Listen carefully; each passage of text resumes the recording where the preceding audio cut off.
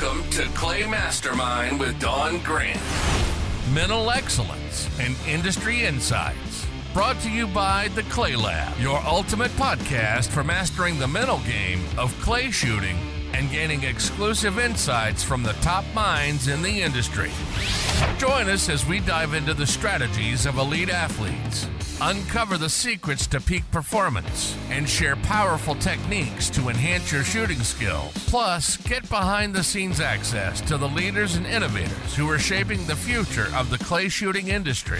Get ready to elevate your game, sharpen your focus, and gain insider knowledge from the best in the business. Let's get started.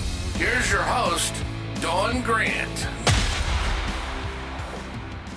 All right, everybody, this is Dawn Grant. Welcome to Clay Mastermind, Mental Excellence and Industry Insights. And I've got someone here that absolutely has some excellence and definitely industry insights because of your involvement in so many ways. I've got Matt Gay here, who not only has been a competitive shooter for a long time in many different disciplines, but he's also the owner of Clay Shooting USA, Trap Shooting USA, Wing and Clay Life magazines, and then the managing partner of Lady Outdoor Lifestyles magazine.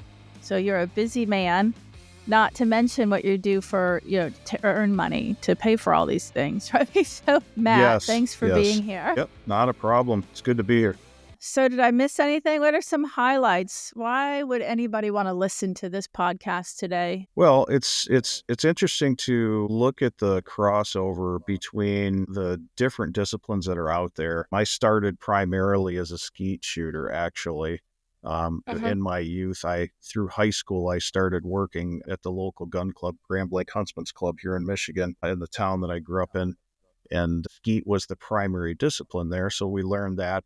Shortly got kind of bored with that, and we started a very early primitive sporting clay course. So that was probably age 16 was my first foray into sporting clays. Had some very good teachers that taught me the game. Back then, there wasn't much as far as youth shooting opportunities. So it was kind of the traditional path life cycle of a shooter. What we've the interwebs have talked a lot about this. There's been a lot of commentary on, how the governing bodies eventually, they put the effort into the youth shooting programs, and then eventually those will transition into shooters who are involved in the competitive side of things. So I kind of went that similar path and enjoyed the sport, got into it, and then, started a career in the mechanical field, which, as you mentioned, I'm now I'm the assistant section chief for the state of Michigan Bureau of Construction Codes in the mechanical division, which is a very long title. It basically means I manage 10 inspectors as a code official. So my background with that is a lot of technical writing, a lot of statutory stuff, rules, process, reference standards, piles of code. So on the writing side of it, that has been part of my career since inception. Then when you get to a point where you have some disposable income, then you re-enter the sport. And I've been a master. I think I just got knocked down because I've pivoted a little bit to a different discipline. I think I'm a AA now, but I was a master class sporting shooter for many years. I want to say 10 or 12 years when I was still regularly shooting a lot of sporting clay events. Frankly, on a whim, a friend of mine who used to be the editor at Clay Shooting, Dana Farrell, talked me into writing an article, and it kind of exploded from there.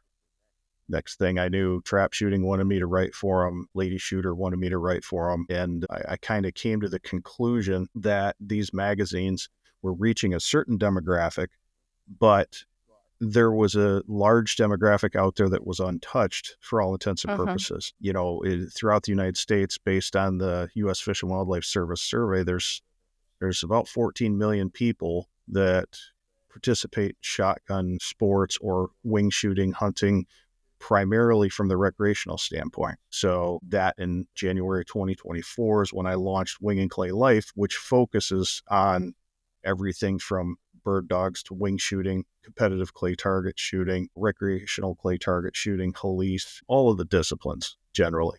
So that's the whole point behind Wing and Clay Life, is to hit the entire demographic. Right. And I've been involved. I've been vice president of Michigan Scholastic Clay Target Program for 13 years, I believe. So I have, I've started multiple nonprofits, youth shooting programs, and have been pretty heavily involved in running this program here in the state. And I think we're right around 700 or 800 kids in this program. All right, folks, we'll be right back after a sponsored segment. Are you missing clays and wondering why? ShotCam can help. It's a lightweight camera that attaches under your barrel to record every shot, with a red dot showing where your barrel was pointed at the moment of truth. Just turn it on. It automatically saves everything. Instantly replay the videos on your phone, and they are clear enough to even see the pellets. I've used ShotCam frequently at my shotgun club. Not only has it been used in instruction time, but as a little different twist, I use it for making my social media content, because there's nothing like seeing that target break in the air and having a really great camera that does that. Super excited to have them on board here. Get your ShotCam at shotcam.com with the code TheClayLab. That's just one word, and you get 10% off. So the average shooter improves 10% in their first 30 days of using the camera. So that ShotCam, spelled SHOT, then KAM. So spell it with a K. I'm pretty neck deep in the shooting sports from several different directions. You could say that again. You're a busy man, that's for sure. Because I'm always fascinated with people's minds, obviously, as a mental trainer. And you have that really long title of what you're doing for a living. How would you describe your mind related to that? It sounds technical, sounds analytical, it sounds detail-oriented. Very analytical. I mean, in both as a tradesman and as a code official, a lot of what we do is paying very close attention to design criteria and performance levels of equipment.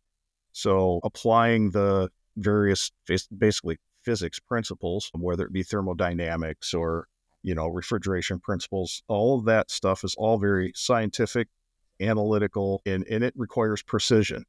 So in order to understand how to repair something, how to assess something and figure out what the problem is, there are several different steps in order to ascertain what actually needs to be done or what is not functioning properly.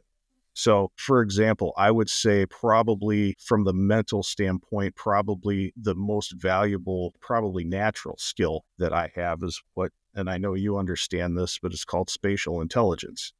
So engineers, builders, those type of people with that mind can actually envision something being built and put together to completion. Naturally, having that spatial intelligence also contributes to your shooting. So spatial, you can envision the trajectory of a target. You can envision the shot column going out and actually intercepting the target. That spatial intelligence is something I was fortunate to have been born with and fostered through my career that is applicable to the shooting sport. Right. Do you find that it both helps and hinders you? Yes, absolutely. I think as with anything, it's very easy to, and on the mental side of it, you can overthink, and I've done it in both shooting and in the professional realm. You can overthink, overanalyze, and kind of let good be the enemy of, or let perfect be the enemy of good, I should say. And when you're dealing with a shotgun, with the sport itself, it's not as precise as a rifle, where they measure one jagged hole, and whoever has the smallest jagged hole, that's extreme precision, where a shotgun is a little bit more fast and loose. So if you're trying to assess to the nth degree with a shotgun, you're probably going to hinder yourself more than you're going to help. So yes, it can be a hindrance to performance. Yeah. So is that something that you feel you've been able to work on and have seen some success with that? Once when I really started diving, I believe this was when I took all of the courses for the high performance coaching program through USA Shooting. So it's one thing I didn't mention. I've coached a couple of college teams. I took these courses and they really dove deep into quiet eye training. And once I started to understand that and understand the various science concepts, the medical concepts, essentially, of how the brain works, how the brain sees. It's not the eyes, and all of the other variables that could go into that. And then understanding the power of the subconscious versus the conscious, but the static that the conscious creates when I am shooting an event, a sporting event or a FETASC event, as with many people, you can recognize when you're in that quote zone, when you're allowing your subconscious to do what it's capable of doing. So that it was kind of like that quiet eye, the introduction to quiet eye kind of started me down that path of investigating the additional mental performance concepts that make shooters better. Some of them are born with it. Nice. Some of them have to foster it. Right. Like everything in life, right? Yes, absolutely. Some people are definitely more natural, and we call it gifted, although I'm not really a fan of that word. But, we're all on some spectrum for different talents and different skills. And, there's a percentile that's going to be really great pretty naturally. I like to use the example of my brother, who from the moment he could draw, he could draw a human's face in detail with no training. I could get training and probably not even be good at it still. And I see that in any kind of sport really, but if we want to look at clay shooting and competing in that, we definitely can see the outliers, the ones that it just seems to come natural, or they were born and raised and breathed it every day of their lives, or a combination of both. And then you have like the rest of the people who have different varying natural abilities, or whether or not they're mechanically inclined, or whether or not they are, the spatial recognition, or how analytical they are, and how much that gets in the way versus how much they have learned how to manage it. There's so many contributing factors. And that's where the majority falls, somewhere in that big old bell curve. Yes. But I hadn't realized that you had all that experience with the mind game and the training around that, which I love to hear. Not only do I love to hear that you've had it, but also that we're on the same page, like your description. And I say that because there's so many, different varying degrees of understanding out there, and different people teaching, and I never know. When someone says, "Oh yeah, I've learned about that," then they start talking, I can tell, like, okay, well, they may not have learned as much, or the detail of it, or the person teaching had a general understanding. But whatever, the training you had sounds pretty great. I like everything that you said and the understanding that you have, and that wisdom definitely carries over. The interesting thing about quiet eye as a tool is how mentally taxing it is on an individual. And I've had those events where I was shooting really well and I could tell I was just there. I couldn't, everything was just on autopilot.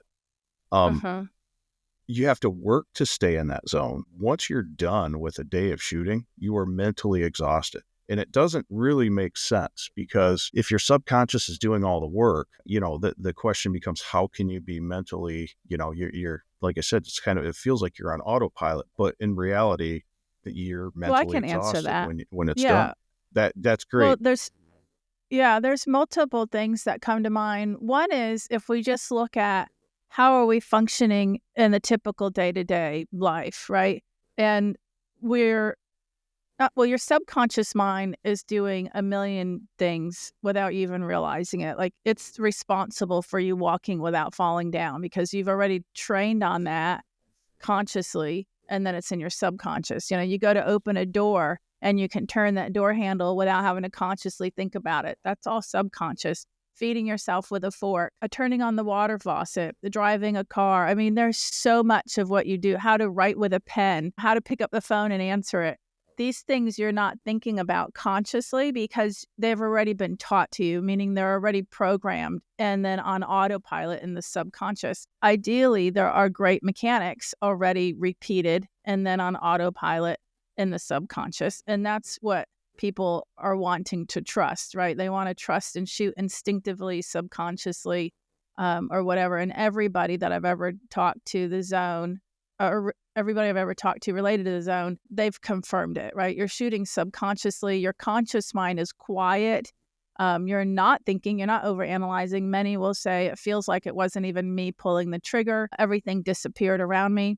And the thing is that we're not used to functioning that way. Like if you think about yourself in your typical waking hours, you are typically analyzing a previous conversation, planning out your next move, what's for dinner, replaying, a disagreement, overanalyzing something that's going on in front of you. Like there's so many different things that your conscious mind is doing automatically because you've never taught it not to. And so what happens is there's all this activity that the conscious mind's doing, which and I don't remember exactly how you said it, but you had mentioned that the conscious mind can get in the way of, shooting subconsciously because basically what we call chatter, and that chatter could be anything. It could be about the past, the future, the previous shot, previous station, your score, what's for dinner, your partner, like anything. So if a person's going through a life with that much conscious activity, the subconscious is still doing all those great things because we don't have to think about it. You're driving a car or whatever. So what happens is most ideally, you would go out there and you would be able to quiet that conscious mind to replicate or help yourself go into the zone state. But we don't know how to because all day long, we're overthinking things, regretting things, worrying about things, imagining things that haven't even happened and then being angry or frustrated about them or regretting things that have happened in the past. And so that's what makes it exhausting is if somebody on a daily basis hasn't figured out how to quiet that conscious mind and therefore be in what would be a peak performance state in their day-to-day activities, which is like being in the zone. So when someone says, they're exhausted, they're mentally drained by the end of it, or you can't maintain the zone, or you can't force yourself into the zone, all that's based on a belief that the zone is random and it's not something that you can train on. And I disagree with that. I actually do train people on it, but it's not just for shooting. It's for being the best them at everything in life. So peak performance zone state isn't just for athletes, and it shouldn't only be when you're competing. Ideally, being your best self would be a goal for everybody, for everything in life. And that's what, when people hire me, that's what they're getting. They're like figuring out how can I be my best self at work and in my relationships and with my partner and when I'm by myself, when I'm with my dog, and oh, by the way, and when I'm shooting. So if you train on it and you learn how to live in a peak performance state, which we call the zone, then it's not exhausting to apply it in competition because it's familiar and you're already, how to do it. It's comfortable, it's familiar, it's easy. But yeah, if you don't train on it, then it will be extremely exhausting because you're working so hard to quiet that conscious mind, like just knock it off, like stop thinking about the score and stop thinking about the squad mates and stop thinking about my previous shot and stop thinking about the targets and the horrible weather and whatever else. Yeah. Yeah. And I think it's actually, this is kind of the first I've, been told or heard that, people try to train themselves to be in that zone throughout their everyday life. I think that's probably something interesting that most people wouldn't know. I didn't know it. I've been, when I was in high school and even after high school, I was a multi-sport athlete in the traditional athletics, which is primarily, strength, speed, rough, gross motor function, not fine motor function, not really higher thought process. But when you transition to this, and obviously there's an element of mental training in the traditional sports, but when you transition to a sport like this, where frankly, higher thought process, fine motor function, those are, and not allowing that emotion to get involved in your performance like you do. If you're not an emotional football player, you're just not going to be very good. That's just simply it.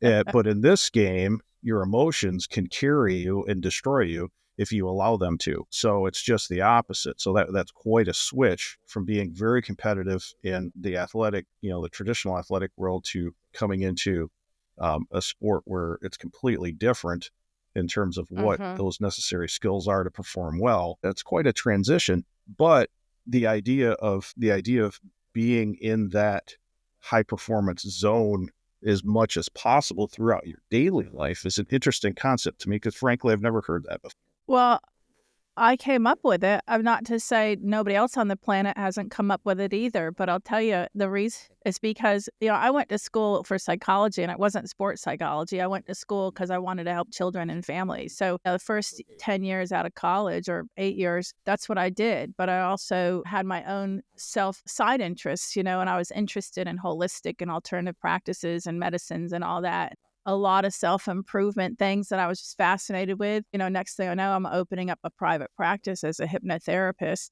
And then within a few years, I'm not even working with athletes at that point. I'm, helping people quit smoking and lose weight, and fear of flying and sleep issues and confidence issues. And then within a few years, I developed what I called mental training. Again, still not working with athletes. I don't even know if that word was being used for sports at that time, because we're talking about 2002, 2003, 2004. But I wanted people to have long-term success, so I could see that hypnosis would work really well for some people, but others, the first time something stressed them out, they could have got fired, they could have lost money in the stock market, they could have gotten in a fight with their partner, and they'd go right back to whatever it was that they hired me for, meaning went back to quit smoking cigarettes, I went back to drinking alcohol, I went back to having sleep problems. And so because I lived in a small town, I was like, well, I can't have that. I want to help these people long term. So I was like, I got to teach them how to use their conscious mind better so that they don't get so stressed out when those things happen, and that they still could maintain, some level of, let's say, peak performance. Like they can get through life's curveballs and function still at a higher good level, and not revert back to unhealthy habits because they're so angry or stressed out or whatever.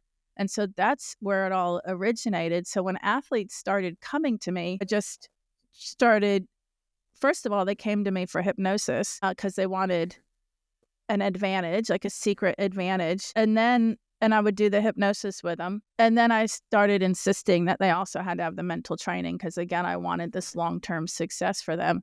And through that, because I'd already spent, whatever, close to 15 years helping, let's say, non-athletes, I still wanted to help those people.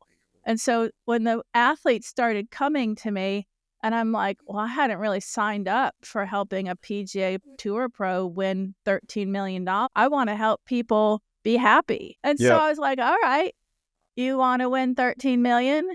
You want to be best in your sport? You got to practice this stuff in life. You can't just do it for sport.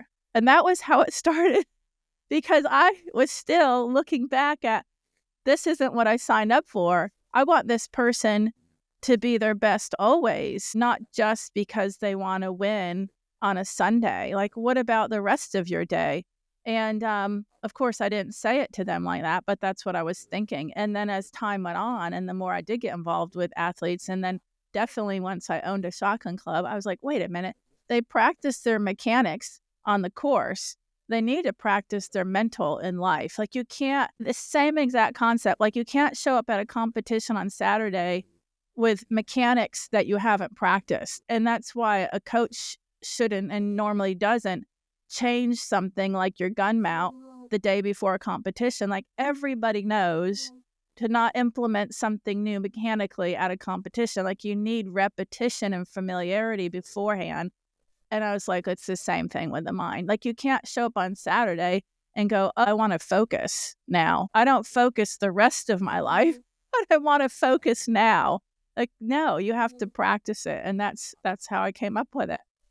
It's interesting you mentioned like the PGA Pro wants to make 13 million, and that's, I've trained, on the mechanics side, I've trained a lot of shooters, from advanced shooters to new youth shooters, and to a person, when you start talking about short-term, midterm, long-term goals, those goals, while important, are outcome based. And I assume, I'm making an assumption here, that when you have, for example, a PGA Pro that says, I want to make X, well, in order to do that, it's the same thing as when I work with individuals. You have to focus on the process, not the outcome. And that I've said that hundreds of thousands of times to people. Focus on the process. The outcome will happen on its own if you can get yourself to focus on the process.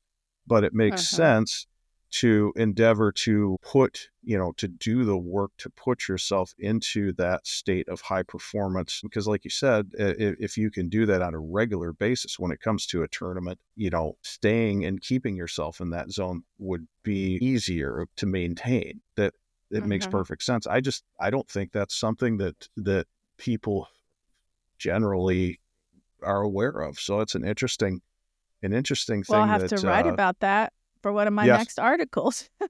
I would say so. I mean, you have high performing, I call them herd bulls in finance and in business and that type of thing. And I think there are some people that are just born with that natural ability to stay in that place the vast majority of their life. But for those of us mere mortals, we have to work towards that. So yeah, it's just interesting. I think that people It is very interesting because it goes back to a psychological debate of nurture versus nature. And you can't really differentiate. Like the Anthony Matarisis or the Tiger Woods of the world, like, was it nurture, meaning Anthony grew up on a clay shooting, hundreds of acres clay shooting since he could probably carry a gun or something, right? Tiger Woods had a father that was probably obsessed with his son playing golf at a high level. And so there's programming there, but we can't really separate out nature either, meaning born this way. Like, you don't really know. And this is an ongoing debate in psychology all the time. Tiger Woods, his mother was a Buddhist, meaning she probably meditated every day, which is total management of the mind, learning how to be present, how to let go, how to not let your thoughts rule you and your emotions, how to respond versus react, which happen to be all the concepts I teach because those are the concepts of being your best self in a situation. But he was raised with that on top of having a father that, literally trained his kid to be a top golfer. So, but those are that top percentile. Again, that's not the majority. And it's fascinating to watch those people because it seems like things are just so natural to them, but they are, meaning they're programmed, just like opening a door or driving a car. Anything that you've had that much repetition over is automatic. Well, it's interesting that there's a dog trainer, a guy by the name of George DaCosta. He's out in Idaho, and he's been here. He's done a couple of training courses. And basically what he does is he trains the owners how to properly train a dog. Right. But he has this mantra. That he uses continuously. And it's repetition creates an automatic response. And that is precisely what you're talking about.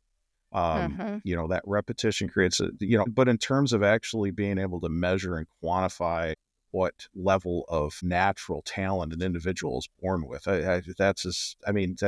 that's on the same level as trying to measure emotion. You can't really do it. I mean, obviously from a physical standpoint, everybody's built differently, but this is a sport where you don't need to run a 4.5 minute or a 5-minute mile. This is a sport where that concentration and understanding basic physics and, inherently, not from a active standpoint, but those are the things that make a person a good shooter. So it's I don't know, that debate, that nature versus nurture is, from whether it be ultimate performance of an individual from birth through life, which is more important? Can one circumvent the other? I don't know that there'll ever be an answer to that. Yeah. Well, something that I've found, having helped so many different people with so many different issues for what's almost 25 years now, is it really is all the same. Like a little while ago, you said with work, there's like goals, but there's processes to get there. That's the same. We know this already, and it's something I'm hearing more now than before, which I don't know if I'm just hearing it more or if it's being said more, but a lot of top level instructors are saying, go back to your process, focus on your process. And what that really means is come back into this present moment and do what you know to do and what you actually have control over, because you can't control the guy on the squad who wants to be your coach, and you can't control the weather, and you can't control whether, there's a rabbit on this station. You can't control, I don't know, the argument that you had with your partner. Like, you can't control those things. You can try to set boundaries around a squad mate. That doesn't mean they're going to listen. There are certain things you can do, but ultimately, to be your best self in the moment that you're in the stand, which, for 4 minutes, how do I be my best self in this minute? Well, or this 4 minutes. And it's not worrying about what somebody else is doing or not doing, or what happened in the past that you can't change, or what's going to happen in the future that we don't even know if it's going to happen or not. So these instructors are teaching how to be mindful and be in the present moment, but they're coming from a mechanics angle. So they're telling you to focus on your process. But it's applicable to every topic related to anything somebody wants to excel at, whether it's work, relationships, school, self-improvement. It's, if you're only focused on the goal or the end result, then you're missing an opportunity to take the steps to get there. And you also put yourself on an emotional roller coaster ride, depending on whether or not you think you're going to get there. So it's good to set the goals, but then you've got to come back and you've got to take the steps that help you to get there. And when you do that well and you do it right, you're actually inspired to action. And it doesn't feel like you're not overanalyzing, you're not overthinking. And this is how you can live your life. This is how I live my life. And that's how I teach people to live their life. And it's exactly the same recipe for how to be a good competitive clay shooter. One of the things I've observed working with competitive athletes is, all of their strengths and weaknesses are under a microscope when it comes to competition. So they're bringing all their stuff to that moment, and it's magnified.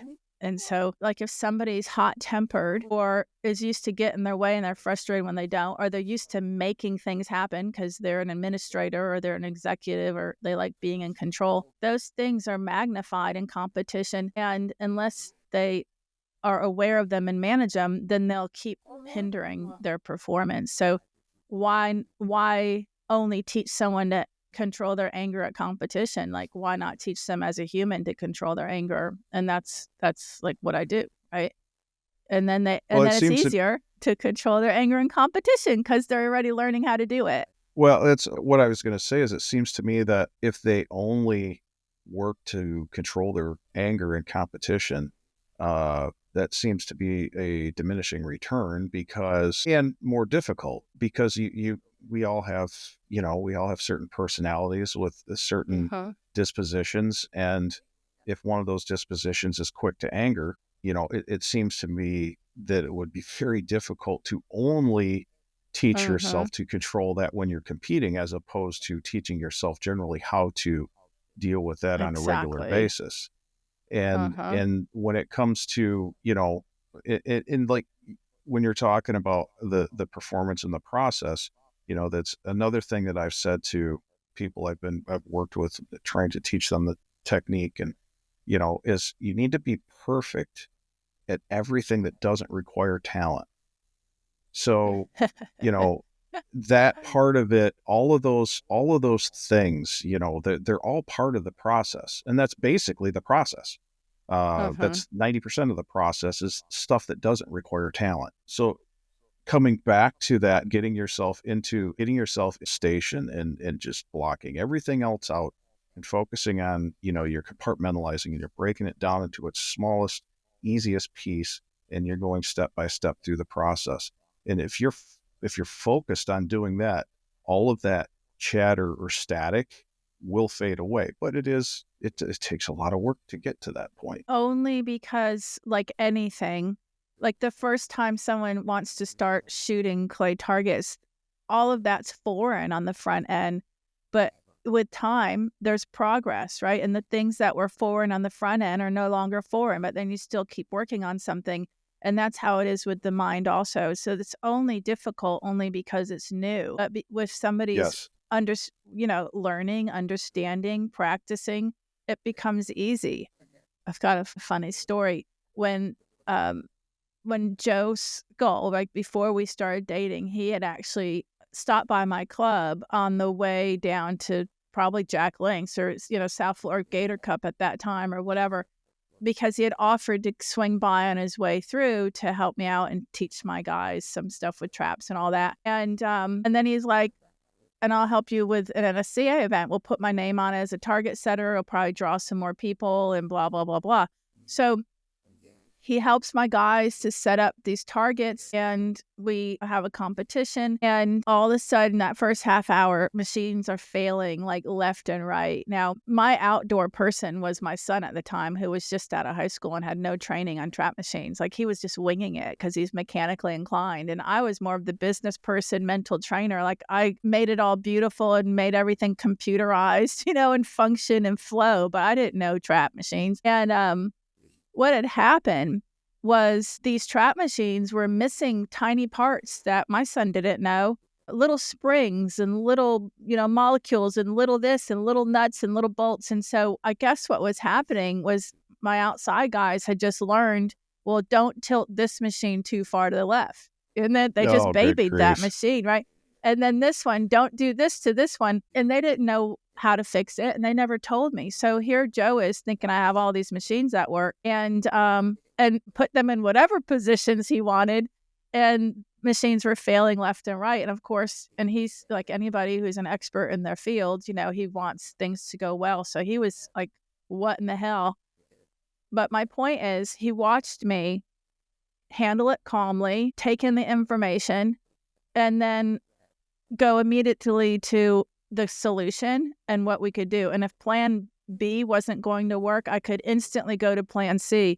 And all this was done like calm, composed, and fine. Like, there's no drama here. There's nothing to be angry about. It's like dealing in the moment with what's actually happening as your best self, later. And that's just what I do because I've taught myself to, right?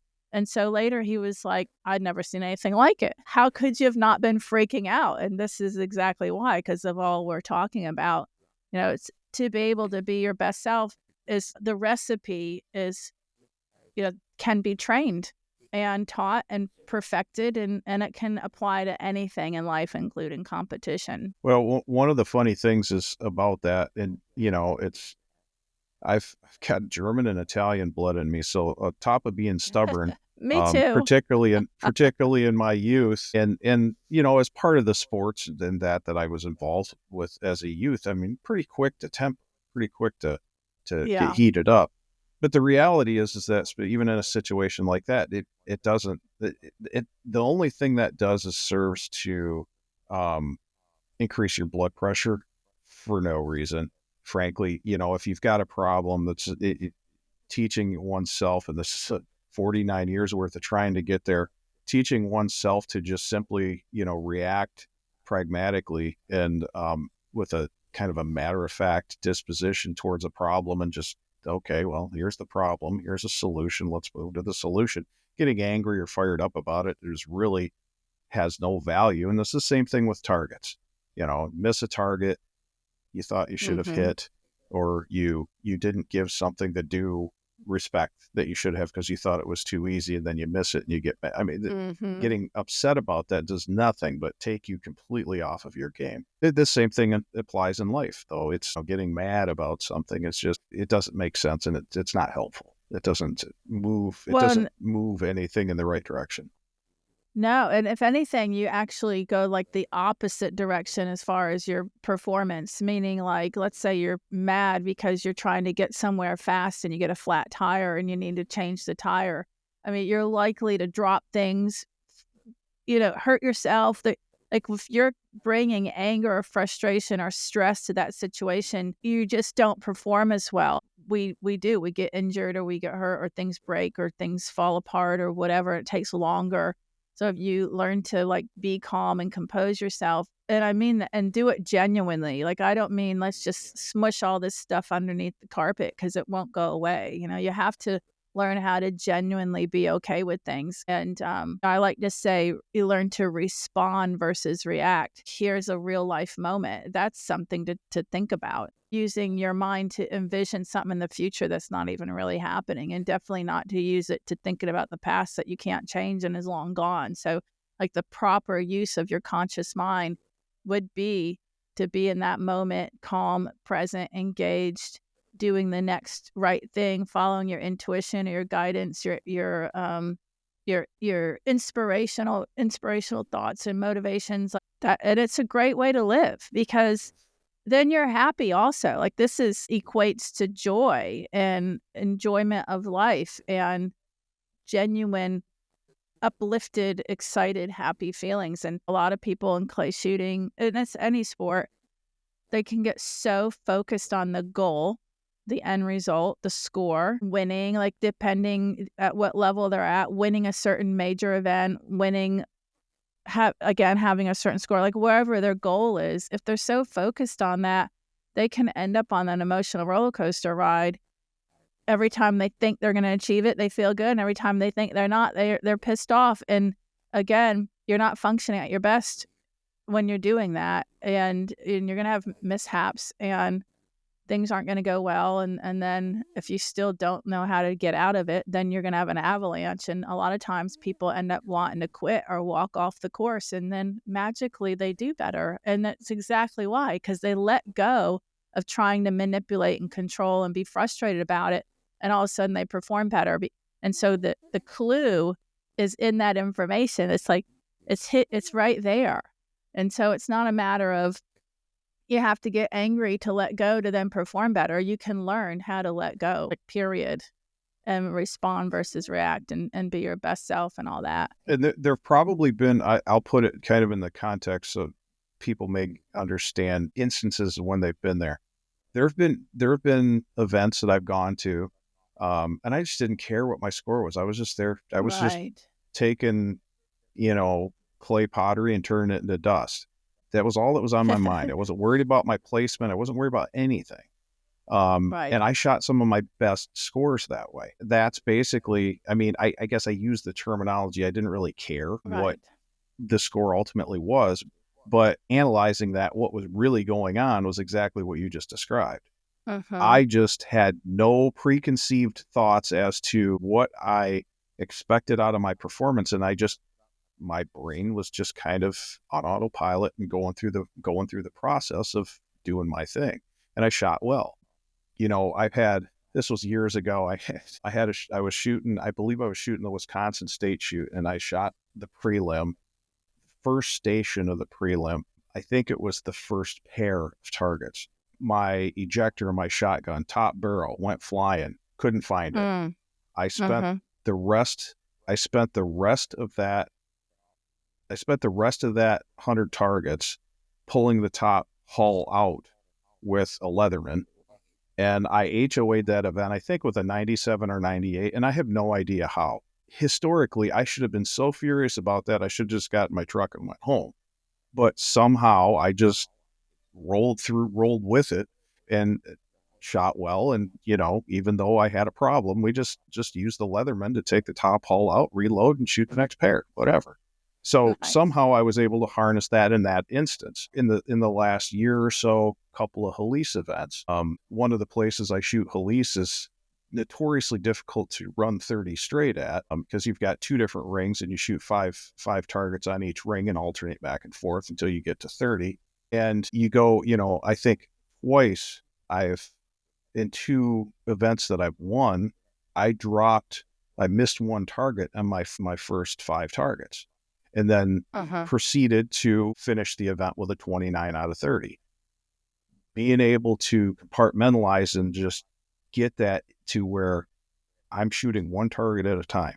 Everything else is irrelevant. One target at a time. And I've actually seen the benefit of being able to implement that. And it's translated to scores. So as sooner or later, I'll grow up and be able to do it better and more consistently. But I am learning, through the process that is certainly an advantage when it comes to, ultimate performance. But how you get there is not by focusing on that end goal. It's by focusing on each individual compartmentalized piece at a time. And that's why it's so hard, because people don't know how to do it. And it takes a lot of effort. And it's like, until you learn, right? But like caring and not caring, we tend to go black and white as humans. Like, we care too much, or I don't care, I'm leaving, I'm done. And so the gray area is where that ideal spot is. And it's the same with, this controversy over, whether to have fun, like have fun competing. No, I'm here to win, and then they're not having fun because they're on that emotional roller coaster ride, and they're only happy if they won, and so that there's a gray area. It's like, how do I care and not care at the same time? Because I do care. I spend money on this. I spend time on it. I've cut time out of my life every time I practice to come to this event. Yeah, I care. I do want to do well. I'm competitive in nature. I do want to do well. But so how do I reverse that out so that I don't care? Because that seems to be where I do better. And that's the trick. And it's the same as the fun thing. The last chapter of my book is have fun again. But there are some shooters that are really competitive, that I'm not here to have fun. I'm here to win. And they take offense to that concept, but it's not about that. Like, fun, and I think it's how we define it, right? Fun is, I'm not pissed off, I'm not angry, I'm not resentful, I'm not throwing things, kicking things, having a tantrum, I'm not wishing I wasn't here, because none of that's fun. So the opposite is like, I'm enjoying this, I enjoy the people, I enjoy shooting, I'm enjoying the weather, I love the challenge of these targets. I'm learning every time I miss, and that's going to help me move forward, not only now at the next station, but, for practice. And then the journey's enjoyable. So I'm here in the moment, which is here in the process. And that's fun. And so the more people learn how to be that way, genuinely, again, not just faking it, the more they'll see themselves improving and having the peak performance, not when they're angry and upset and frustrated and everything else. Well, I guess, and it'd be an interesting metric to take a look at is, those shooters with those dispositions of, I'm not here to have fun, I'm here to win. How often do they actually win? Yeah. I would think I would think that's like that's baggage. So I wouldn't think that ultimately people with that disposition are going to be terribly successful, particularly in an event where there's a lot of competition. Because generally, some of the better shooters that I've been around, which are some of the world's best, they have such a, their dispositions is relatively even keeled and calm, and you can just tell that it would take quite a bit to get them riled up about anything when they're out there performing. So if someone's putting pressure on themselves saying, I'm not having fun unless I'm winning, that seems counterproductive to me, both physically, because it will manifest their that's the other thing people don't understand, is their emotions will manifest physical issues, physical symptoms, which in subtle symptoms, but they'll ultimately cause a decrease in performance because of those, elevated heart rate, elevated blood pressure, those couple of physiological things will have an impact. Reflexes, they'll have an impact on hydration, they'll have an impact on reaction time. There's a whole lot of different things that impact human performance, and even in a sport like this that we can agree is not terribly physically demanding, but it's very mentally demanding. So that's what, to put any kind of pressure on oneself for any reason. People will be, there's people out there thinking about how they're going to pay their mortgage or this, or I've got this case going on. I've got, my caseload's huge and I've got to deal with all of these problems and investigations and yada, yada, yada. I've been there, done it, thinking about stuff that's really of no real impact to me at that particular point in time. And it will hinder performance. Right. So people, I think the greatest tool that anybody can learn is how to compartmentalize, because I think one's professional and personal life is far better once they are able to harness that particular skill. For sure.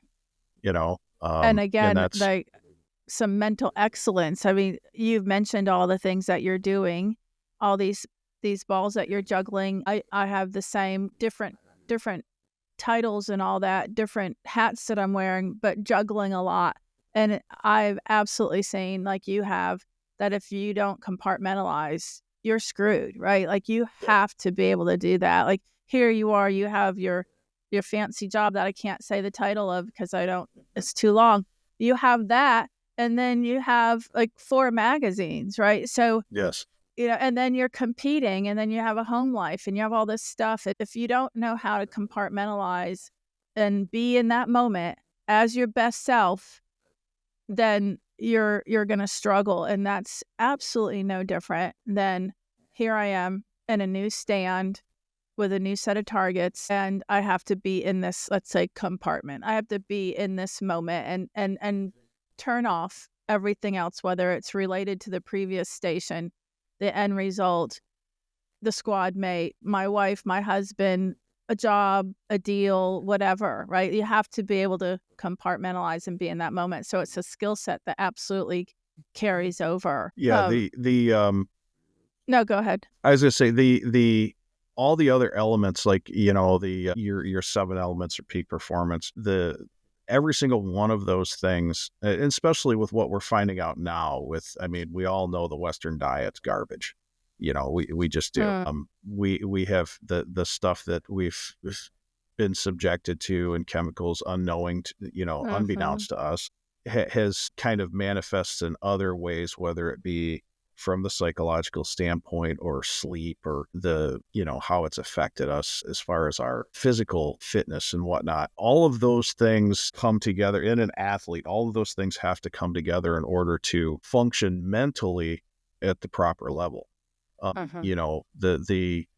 think some of the I kind of read medical journals for fun. I'm kind of weird that way, but one of the biggest impacts on various things like anxiety and stuff like that are some of the chemicals in our food. So eating clean is extremely important to set yourself up to work towards, the positive mental management.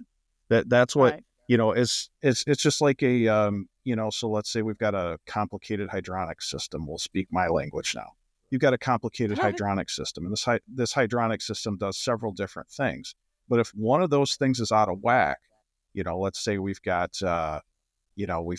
one point where you don't have proper measurement on the outdoor temperature. So one little thing within that system's out of whack, and the whole system will not function at its peak performance. In fact, it may shut down completely. Same thing applies with the human body. You can't put yourself in the place to be optimally functioning mentally without considering all of the other pieces to that. Because we're a very complex biomechanical piece of equipment. That's what humans are. So in order to make that right, in order to, you can't just focus on physical. You can't just focus on mechanics. You can't just focus on your diet. You have to focus on all of that. So it's like you say, it's a holistic, all-encompassing approach. And if you set yourself up with all of those aspects, then you put yourself in a position where you can, your brain is functioning optimally, and you put yourself in a better position to be successful as you train to maintain that high level of performance throughout not just your sporting endeavors, but your life as a whole. So absolutely, it's a very important thing. I've had coaching collegiate. Unbeknownst to me, we got to nationals one year, and 2 team members were dating each other, and they broke up the night before. And that just I'd never experienced anything like that before. And so I show up to the next morning, and I've got a girl who's all of her makeup, her mascara is running down her face, and I have no idea what's going on. And I'm generally the type of person that when girls start crying, I go the other way. So, but in that particular situation, I can't go the other way. I have to deal with that. So, and then she was just done at that point. The outside stimuli has gotten her to a point where it doesn't matter what she does. She's not going to be able to compartmentalize that. But there's other factors there, adolescence and brain development and age and all that. But still, those type of things, they happen. And in order to continuously function at a peak level, you're absolutely correct in that you need to train yourself how to deal with everything in life in that zone. Yeah, and ultimately learn how to roll with the punches and be able to see the good in things that you would typically consider bad. And you live enough years on the planet, you actually see things tend to work out, and the things that you thought were bad ended up being pretty great. And I apply that concept to clay shooting, meaning, most people want to move on from a miss and either, hey, buddy, don't worry about it. Let's just go. Don't worry about it. Don't think about it. So ignore it. Or let's pretend that you broke it. So, hey, visualize breaking it. That will help you. And then let's move on. And, first of all, your brain's smart enough to know better. But secondly, what are you getting out of that? I mean, if you can even fake it, a huge if you can fake it, you're not getting anything out of it. So everything that a competitive shooter wants, like that end result goal, and everything it's going to take to get there is in the miss. So you can actually Yes. learn genuinely, I'm not saying fake it, like genuinely learn to see the good in the miss. And everybody, or most everybody, is doing the opposite. They're pissed off about the miss. They're having a temper tantrum. They're having an avalanche of emotions. They then screw up even more because it's actually the ego mind is having a temper tantrum because it wants it all now, and it doesn't want to enjoy the journey, and it doesn't want to go through the process. Like, I want it now, And so what's happening though is like literally everything, all the information is in the miss. So you have to pause and enjoy it for a moment to go, okay, let me look, and let me look neutral. Let me respond to this instead of react with a temper tantrum. Let me actually pull from it what's going to help me, and it can help me immediately. It can help you in the next station. Like, what if you said, if you have a tendency to say pull before you're ready, or you're second guessing yourself, or you're changing your plan because a top shooter's in your squad and they shot in a different order than you were planning, and now you're insecure, but you say pull anyways. Like, you can catch that and you can fix it. But if you just pretend that you broke the target, or if you just move on and try not to think about it, you're missing a golden opportunity that you can implement a change immediately. There's other things that you need to practice that wouldn't happen immediately, but at least then you know what you're working on to help you go to the next level. And all of that's in the miss. I mean, we do have some serious egos in this particular sport. Some of them are earned and some aren't.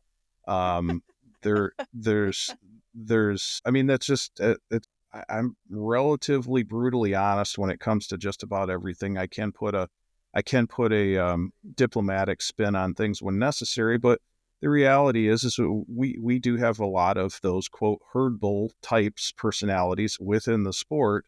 And they, they expect that, just because that they've been extremely successful in business or whatever, that they should be, they should perform at the same level in this particular sport. And when they don't, they get upset. And I'm not saying that's universal throughout, but there are people like that. And those are the type that respond in the way that you just described. And it doesn't help them. It certainly doesn't help them. We are particularly Americans are I want it now. I mean, that's just kind of, it's since I was born, it's gotten worse just because of the way society is. But that translates to our private life and our, recreational endeavors and everything else too. Right. But if ultimate performance is your goal, that's a hindrance. People don't see, they don't step back and extract every bit of positive out of every instance, because almost universally for the average person, things they encounter throughout life, you're going to have positive and negative aspects of those encounters. If they just focus on the negative stuff, that just feeds, it's a negative backfeed loop of negativity. So if they would, if they teach themselves and learn how to find, like you said, what is the positive out of that experience or out of, that encounter with a set of targets, ultimately they are going to be happier. They're going to be more settled. And I would believe that they would come to kind of a place of peace with everything, no matter what happens. So Exactly. Mhm. It's a learned skill, and again, it requires some effort to keep yourself there and to you stop that automatic response to anger, and reset yourself in a place that you evaluate what just happened and what you can take from it. Easier Mhm. said than done, It particularly is. with It is. the people that tend to be in our sport. It's just very But highly I can tell competitive, you relatively successful. most people that are competitive athletes have pretty big egos. When I first started working with PGA Tour pros, you got to remember like the story that I already told you. Like I didn't sign up to work with athletes, and surely not ones with big old egos, that thought the whole world revolved around them and whether they were going to win that tournament and their millions. And one of the things I observed with PGA golf is when that competition's come into town, there are billboards with these guys' faces on them for miles outside of that town. There's billboards. They are given, a Porsche or an Audi or, some car with PJ Professional written across the side of it that they drive around all over. They go to a restaurant and they're given a whole section and everybody's worshiping them and wanting their autograph, and the wait staff, they've got like 5 wait staff instead of 1, and that's what I lived with them, and I witnessed all that. And so I learned really fast what the ego is, but also how it gets fed and how it Mhm. can help, but mostly how it can hinder, and that we all have it. So their ego has been fed filet mignon every night. It is raging and out of control and causing problems. And to me, that's what happened to Tiger Woods. But start to think, and we see it all the time with celebrities, and they start to just get out of control with their selfishness and their lack of care for humanity or people, and they become whatever, abusive. Or so ego is not healthy, but we all have it. I think it's part of the human experience, and some to more and others to lesser degree. But it's one of the things that I teach people how to do is to manage it and get it under control and starve it out as much as possible and have Well, humility, which is the I, quieter I, ego. I I view ego as a good thing, provided that um, it is fed by confidence, because we all know as a high performing athlete, you have to have confidence. You have to have Mm-hmm. a level of, you For step sure. into a station and you have complete confidence that you can break any target that's thrown at you. You need to have that confidence. And it's a very, it's kind of a slippery slope between ego and confidence. But when the ego goes to the, I think some people have used terms like they a couple of the Facebook pages are very entertaining. And Yeah. we have there've been terms thrown out there like vanity scores and stuff like that, and there's a lot of truth to that, because that is something that somebody is feeding their ego with a arbitrary number that has nothing to do with actual skill, performance, or anything else. They've just selected a number that, I don't want to shoot below a 90 or blah blah blah blah blah. Well, there's a vast difference between technical difficulty between uh, Brett's targets at Northbrook and your local charity shoot. Mm-hmm. You can go Mm-hmm. run 100 at your local charity shoot, but if you go do it on Brett's targets, that's pretty impressive. Vast difference Right. in capability. Uh-huh. I have no problem. It's just, if I'm interviewing an inspector to hire, and I ask a question and they're extremely, they're kind of, you can see them questioning themselves and they're not confident and how they respond. Mm-hmm. That's kind of a red flag for me, because we're in a position where we have to enforce law. And in order to do that, Right. you have to understand it, you have to clearly articulate it, and you need to be confident in the decisions you make. Because if you aren't, and you ever get called into court and you have to testify, you're not going to stand up on cross examination. You're going to get tore apart, and you're also going to potentially put people in harm's way and impact Yeah. potential for liability. So ego is a good thing to a point that it is guided by confidence and experience and that. But once it gets past that point to where it's just more narcissistic, Yeah, Mm-hmm. no, it's not valuable. It's a certain hindrance to performance Yeah. in Yeah. every way that I can see. Yeah. And it's just one more thing that can be trained. And that's Yes. a big part of what I consider the mental training. It has to encompass that aspect. Otherwise, I think that ego can bring somebody to a win or two, but they won't stay there because if they keep feeding it, it will just get out of control. Yeah, So absolutely. it won't be consistent long-term success. There might be there for a little while, but the ones that you see consistently at the top, in the top 10, any sport, they have some humility.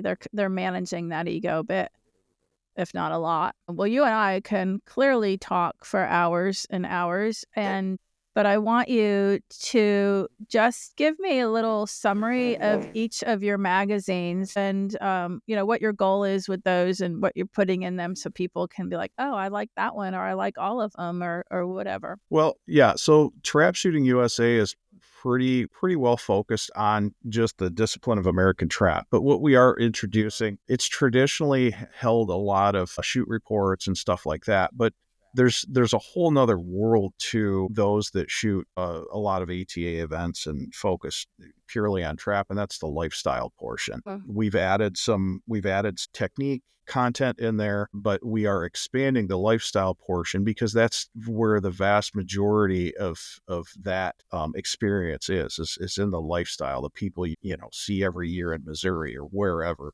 that lifestyle, that camaraderie within the sport, and the various things that happen as a result of that. So that Trap Shooting USA is focused completely on trap, and there are some people that we've brought on that are gonna there's a PITA out on the West Coast. It's kind of a smaller version of the ATA, but they have a pretty solid following out there. Oregon, Washington Mm-hmm. State, Northern California, and so we brought on an individual who's going to add a little bit of that as far as the content, because we want to cover all the trap shooting in the USA that we can, not just ATA stuff.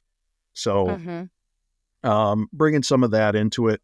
On the clay shooting side, Clay Shooting USA, of course, Sporting Clay's VTask, and we've had I've been adding some Halise in there. Halise is a discipline that's growing. It's a great discipline, especially for a Michigan grouse hunter, which is what I am. It has it's a completely different skill set, frankly, than shooting sporting clays. And we're covering that more, trying to focus, show some of the things from the U.S. Police Association's teams and events.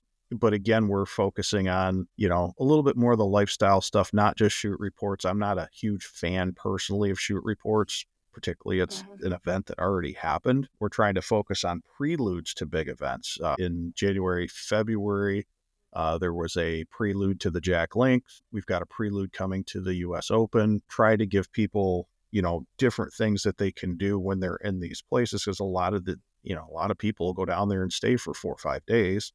Right. And you can only shoot so much, and there's other things that, you can make an Mm. actual vacation out of it, and trying to give them some of the information that they need to enjoy being there, Nice. add to their experience at the club. Historically, probably about a year and a half, 2 years ago, we were taking a look at the some of the old Clay Shooting USA magazines, and actually I was kind of surprised to see that there was some humorous stuff in there. So we've got Okay. this writer by the name of Kipling Laurie, who's kind of a moderately filtered individual who kind of just tells it like it is, and it's relatively humorous. So that section's been added in there to, I think most people get a kick out of it. They, a few people might take exception because it's not, stuffy and hoity-toity, but the reality is life is funny. And there are a lot of things on a course and at a gun club and, in the field that happen that are funny. And there's stuff that happens that frustrates people and needs to be called out and various things like that. So that's what that portion is. Gary Fitzgerald's he's written some stuff for us, and Gary's relatively unfiltered, when it comes to laying things out, but he is one of those individuals who has a true love for the sport, and has a real good grasp on where the sport needs to go. So he's been writing for us, and we've added some different elements to clay shooting that we think people will enjoy and just expand the content. Wing and clay life, that is everything that you can pretty much do with a shotgun. I mean, we have various sections in there that are in every edition: bird dogs, gun reviews. There's a gear guide that's have different products every edition from our sponsors and highlight certain things. We have some major coverage in there also of events. We're covering a lot of charity events. Ronald McDonald House is one of my favorite charities, and the Kids in Clays. So we really like to focus on that. But adventures out west and hunting in Texas and just everything that you can do with a shotgun is interesting. When I found out that Winchester sells more shotgun shells to dove hunters in Texas in a year than they do to all sporting clay shooters throughout the United States in a year.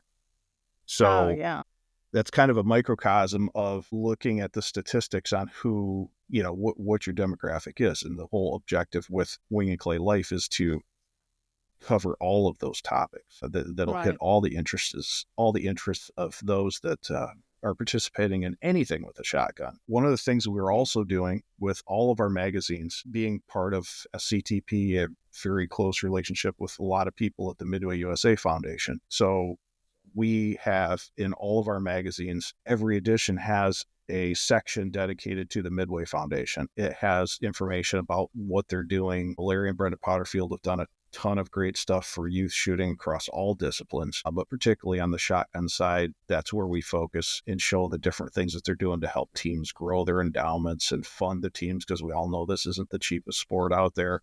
And so they have their own dedicated printed space to put their information in so we can get it out to those other individuals in the sport. Surprisingly enough, there are people out there in our sport that don't know that Midway USA Foundation exists. So we wanted to partner with them and give them a space to kind of highlight what they're doing. Okay, cool. But yeah, it's kind of a wide, kind of expanding the content genre a little bit to encompass the whole life experience of a person who travels and shoots competitively. So that's really the objective with Clay and Trap, and then Wing and Clay, of course, it's all encompassing. And then the other one was called Lady Shooter Lifestyle, but it's been changed recently to Lady Outdoor Lifestyles, right? Yes, that one, that magazine covers every possible shoot. I mean, the name changes actually. It's a good thing for a couple of reasons, but primarily because it's focusing on the lifestyle of a lady who enjoys the outdoors, shooting, bow hunting, archery, pistol, self-defense. She focuses on cooking. She focuses on health and beauty, wellness, the works. So it's a very wide range of content that's directed towards women that like to participate in the outdoor sports or just generally in life. It's got a really good wide scope of content.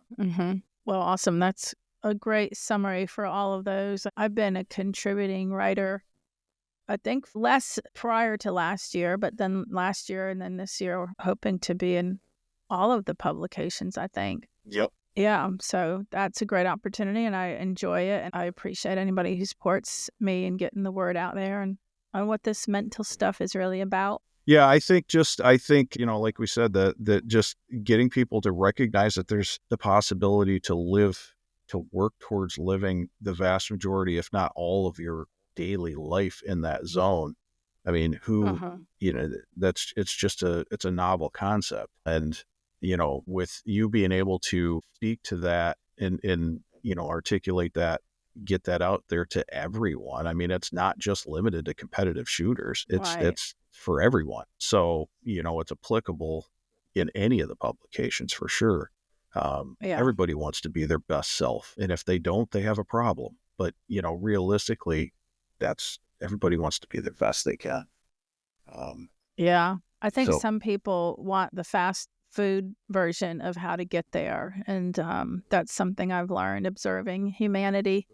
One of the reasons I like to work with competitors is they do want to put the time and effort in, and they are driven to get better. And so for me, wanting to help people, it ends up being a really good match because they come hungry to the next session, or they're excited to learn, and they're enthusiastic, and they're grateful and thankful, and and all that stuff. Where others, one of the observations when I was doing full-time private practice is, somebody like coming in for weight loss, they had been tried so many diets, they were so discouraged, they're frustrated, they had lost hope, and they basically were coming to a hypnotist for magic, and yeah, and yeah, that was a whole different mindset. And then next thing you know, they're not doing their homework, and they are forgetting to do things and skipping appointments. And that was a very different clientele. And so one of the reasons I ended up really appreciating working with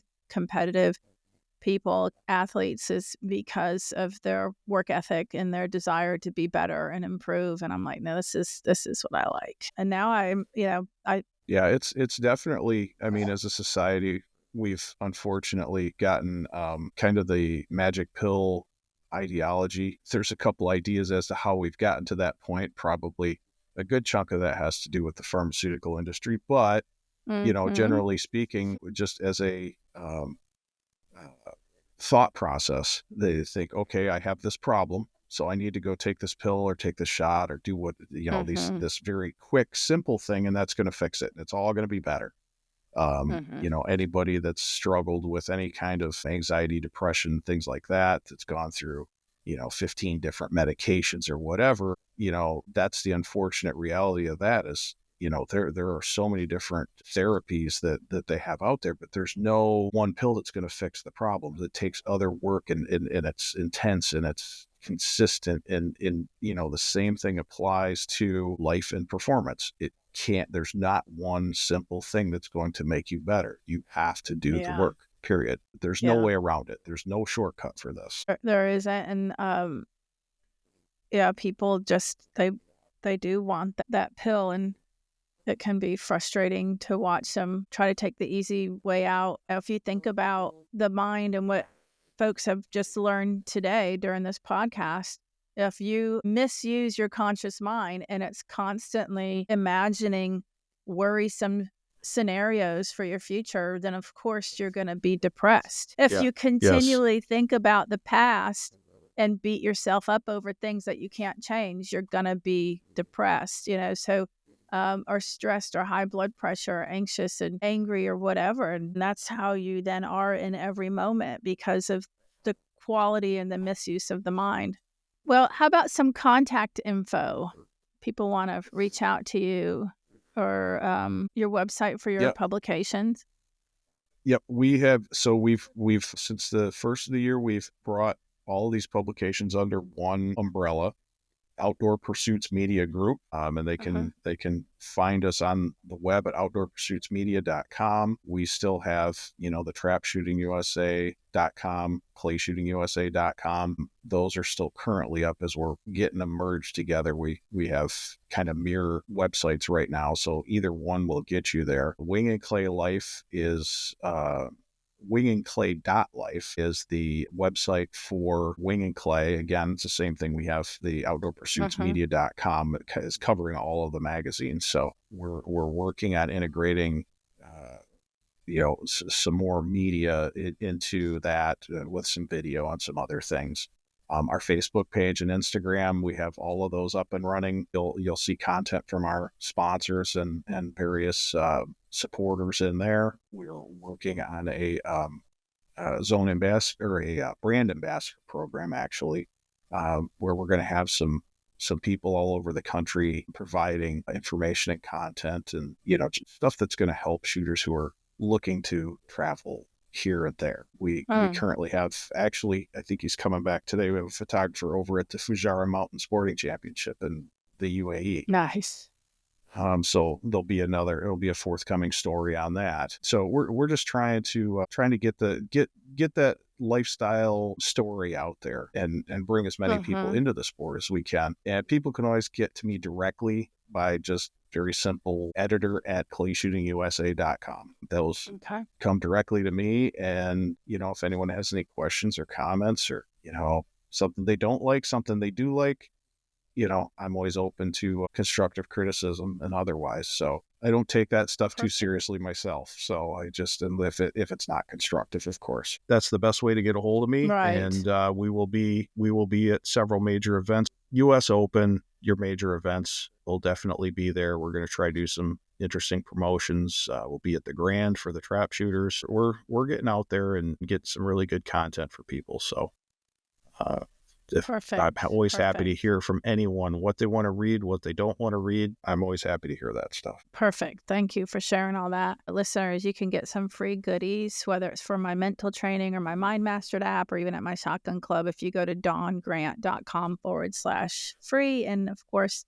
I have all the social media sites that you can check out. I get lots of free tidbits on there. Mondays is Clay Shooter Mind Game on the Don Grant sites, social media sites. So little tidbits and tools there. Well, thank you very much, Matt. And I look forward to continuing to work with you and seeing you around at events. Yep, we're looking forward to sharing some of your tidbits out there on our social media as well. We want to get the word out about how people can improve their game, and that's the place where they can see the greatest improvement. So I appreciate you having me on. Thank you, Matt. Thank you for joining us on Clay Mastermind with Dawn Grant. Mental excellence and industry insights. Brought to you by the Clay Lab. We hope you found today's episode inspiring and informative. Remember, mastering the mental game is key to unlocking your full potential on the course. And through our conversations with industry leaders, we aim to provide you with valuable insights into the world of clay shooting. If you enjoyed today's episode, be sure to follow, rate, and share it. For more insights, training tips, and updates on upcoming events, Dawn Grant and Amelia Shotgun Sports are on all social media platforms. Go to dawngrant.com and come shoot at Amelia Shotgun Sports. Stay focused, stay driven, and keep pushing your limits. Until next time, Dawn wishes you success and happiness on your journey to peak performance and industry mastery.